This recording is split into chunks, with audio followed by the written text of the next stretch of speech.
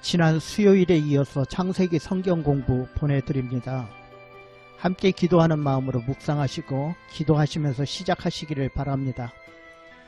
오늘의 성경 말씀 창세기 5장 21절에서 24절.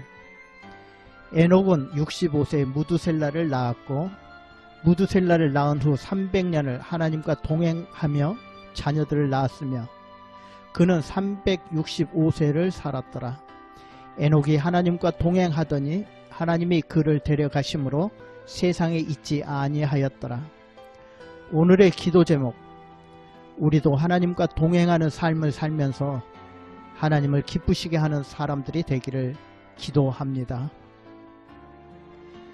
첫 번째 질문, 지난 9월 3일 주일 예배 시간에 가인과 아벨에 대해 말씀드렸습니다.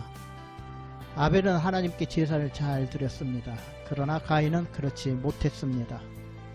그래서 하나님께서는 가인의 제사를 안 받으셨고 화가 난 가인은 아벨을 죽입니다.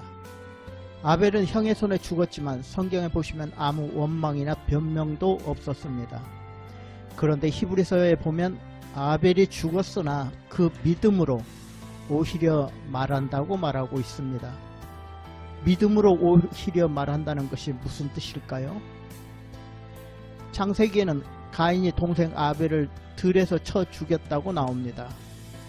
그 후 창세기 4장 9절에서 하나님께서 가인에게 내 아우 아벨이 어디 있느냐라고 물었을 때 가인은 분명히 대답합니다. 내가 알지 못하나이다. 내가 내 아우를 지키는 자이니까. 이때 하나님께서 계속 물으셨습니다. 네가 무엇을 하였느냐? 네 아우의 핏소리가 땅에서부터 내게 호소하였느니라. 이 대화 속에서 아벨의 의로운 삶의 모습이 나타나는데 그는 자신이 형을 고발하지 않았습니다. 형에 대해 아무 말이나 변명이 없었다는 것입니다. 심지어 하나님께 자기의 죽음과 억울함을 말하지 않은 것 같습니다. 다만 죽은 후에 아벨의 피가 하나님께 호소함으로 그의 믿음이 더욱 확실하게 나타났다는 것입니다. 그는 하나님 앞에 제사 한번 잘 드리고 믿음의 사람이 된 것입니다. 그가 한 일은 제사 드린 것 외에 어떤 특별한 일들이 기록되어 있지 않습니다. 그런데도 성경은 그의 이름을 크게 기록하고 있습니다. 그만큼 하나님 앞에 예배가 중요하다는 것입니다. 예배는 우리의 믿음의 표현입니다. 예배를 통해 하나님께서 우리의 모든 것을 다 아실 줄로 믿습니다. 아벨이 하나님 앞에 정성스럽게 드린 예배를 통해 히브리서 11장의 믿음의 조상이 된 것은 정말 놀라운 일이라 볼 수 있습니다. 우리도 예배를 통해서 믿음의 길로 나아갈 수 있다는 것입니다. 두 번째 질문, 가인은 살인자이기 때문에 하나님의 원리대로 죽임을 당해야 됩니다. 그런데 하나님께서는 가인에게 표를 주셨습니다. 무슨 표를 어떻게 주셨는지는 잘 모르겠지만 가인에게 표를 주사 만나는 누구에게든지 죽임을 면케하시는 표를 주셨습니다. 누구에게든지 죽임을 당하지 않도록 하는 표를 주셨다는 것입니다. 가인이 받은 이 표는 어떤 의미가 있다고 보십니까? 이 가인의 표, 가인이 하나님께로 받은 이 표는 오늘날 어떤 의미가 있는지 함께 묵상해 보시기를 원합니다. 창세기에 나오는 인류의 범죄는 하나는 하나님 앞에 범죄요, 또 사람끼리의 범죄입니다. 아담이 지은 범죄는 하나님의 명령을 어긴 하나님 앞에 범죄입니다. 이때 하나님께서는 아담과 그 아내를 위하여 가죽옷을 지어 입히셨다는 말씀이 창세기 3장 21절에 나오고 있습니다. 이 가죽옷을 만들기 위해 한 마리의 가축이 희생되었을 것입니다. 아담의 부끄러움을 가려주기 위해 아마 이 어린 양이 희생되었을 것입니다. 이 가죽옷을 상징하는 것이 후에 예수님의 피 흘림을 암시해주고 있다는 것입니다. 이것이 첫 번째 죄악인 하나님 앞에 범죄한 일에 대한 해결 방법이었습니다. 이제 두 번째 죄 문제인 가인의 죄, 이것은 사람을 죽이는 사람과의 죄입니다. 이 죄에 대한 소원은 누구에게나 다 있다는 것입니다. 많은 것과 좋은 것을 갖고 싶은 욕심, 형제에 대한 시기, 질투, 미움, 남보다 자기가 더 낫고자 생각하는 교만, 죄에 대한 소원은 누구에게나 다 있으나 마음속에 있는 더러움을, 죄를 다스려야 한다고 말하고 있습니다. 그러나 가인도 이것을 다스리지 못했고 우리 인간도 이것들을 잘 다스리지 못하고 삽니다. 이 인간과의 죄에 대한 하나님의 해결책은 아담에게 가죽옷을 주셨듯이 가인에게는 하나님의 표를 주신 것입니다. 이 표는 다른 사람에게 해를 당하거나 죽임을 당하지 않는 은혜의 표입니다. 사실 가인은 죽어 마땅했지만 하나님께서 가인에게 주신 표를 주셔서 누구에게든지 죽임을 면케하셨습니다.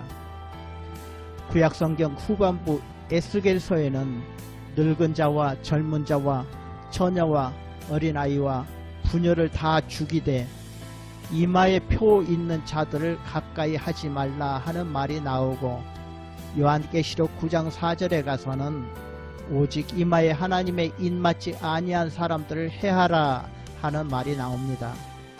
이마에 하나님의 인침을 받으면 죽임을 당하지 않는다는 것입니다. 하나님께서 사람에게 인치신다는 말은 영적으로 해석해 보면 고린도 후서 1장 22절 말씀과 연결이 됩니다. 저가 또한 우리에게 인치시고 보증으로 성령을 우리 마음에 주셨느니라. 다시 말하면 인치신다는 것은 성령을 우리 마음에 주시는 것을 말하고 있습니다. 성령의 마음으로 우리는 욕심과 시기, 질투, 미움, 교만 등 우리 마음에 있는 죄에 대한 소원을 다스릴 수가 있는 것입니다. 하나님께서 주신 가인의 표는 성령으로 가인의 마음에 인치셔서 보증으로 성령의 감동을 주셨다는 뜻이 될 수도 있습니다. 그래서 남을 미워하는 마음이 없어지고 탐욕의 마음이 없어지고 마음속에 죄의 소원이 없어졌을 뿐만 아니라 오히려 기쁨이 충만하고 남을 사랑하고 얼굴에 웃는 모습이 되는 것입니다. 이렇게 되면 생전 남에게 죽임을 당할 이유가 없어지게 되는 것입니다. 결론적으로 가죽옷은 예수님의 피요, 가인에게 주신 표는 바로 성령이라고 해석할 수 있다는 것입니다. 여러분, 아담과 가인이 멀리 있는 것이 아니라 바로 여러분과 나 자신이라고 볼 수 있습니다.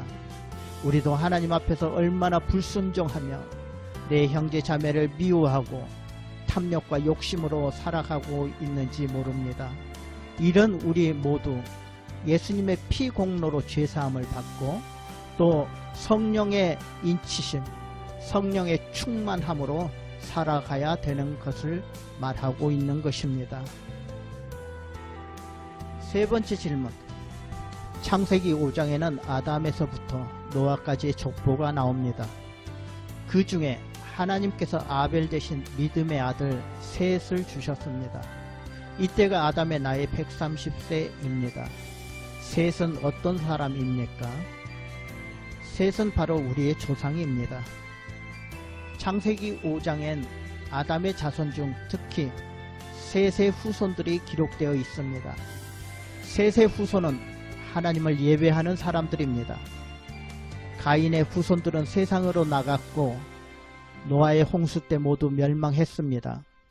그러나 셋의 후손, 즉 믿음의 후손은 노아에게로 이어지고 아브라함으로 이어지고 다윗에게 이어지고 예수 그리스도에게까지 이어지는 족보입니다. 구약 성경에 보시면 예수 그리스도의 족보를 끊으려고 뱀의 후손은 여자의 후손을 끊으려고 온갖 시도를 다 했습니다.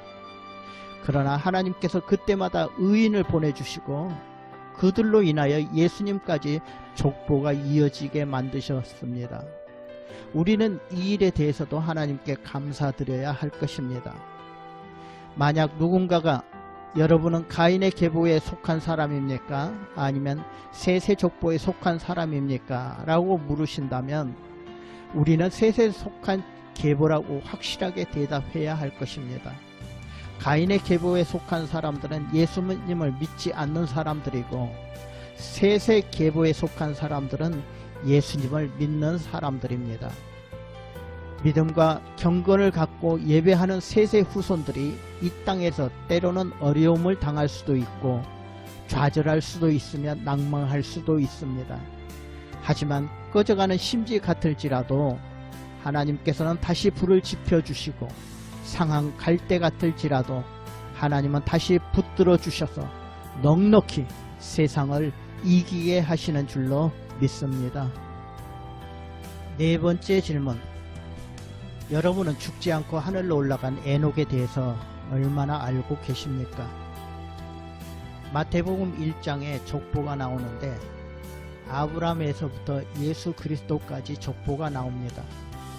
또 성경 중간중간에도 족보가 나오는데 모든 족보의 특징은 누가 누구를 낳고 죽었더라 입니다. 창세기 5장에서 남들은 다 죽었는데 죽지 않은 사람 단 한 사람 에녹이 나옵니다. 에녹은 죽지 않았다 하는 말 그냥 넘어가시면 안 됩니다. 에녹은 죽지 않았다는 말 그냥 심심해서 기록한 것도 아닙니다. 없던 일 거짓말로 기록한 것도 아닐 것입니다. 에녹이 죽지 않고 하늘로 올라갔다는 사실, 저와 여러분도 에녹의 삶을 본받아서 에녹처럼 하늘로 죽지 말고 들려 올라가라 하는 의미가 있을 것입니다. 살아서 올라가지 못하면 죽어서라도 하나님 나라에 들어가라 하는 의미가 있다는 것입니다. 그러면 에녹이 살아서 한 일은 무엇이기에 죽임을 당하지 않았는가? 에녹은 이 세상에서 365년을 살았습니다. 그런데 에녹은 다른 사람처럼 죽지 않았습니다. 365년 동안 하나님과 동행하더니 하나님이 하늘로 데려가셨습니다. 에녹은 죽음을 보지 않고 하늘로 올라갔습니다. 에녹의 아들 무두셀라는 969세를 살았습니다. 이 세상에서 가장 오래 산 사람입니다. 성경에는 무두셀라가 오래 살았다고 기록되어 있지만 그가 한 일에 대해서는 아무것도 기록한 것이 없습니다.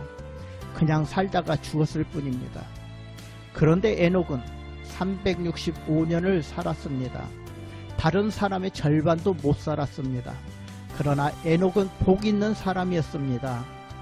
인생은 오래 사는 것이 중요한 것이 아니라 어떻게 사느냐가 더 중요한 것입니다. 에녹은 어떻게 살았느냐? 하나님과 동행하며 살았다고 성경이 기록하고 있습니다. 에녹이 한 것은 300년 동안 하나님과 동행하고 자녀를 낳은 것 뿐입니다.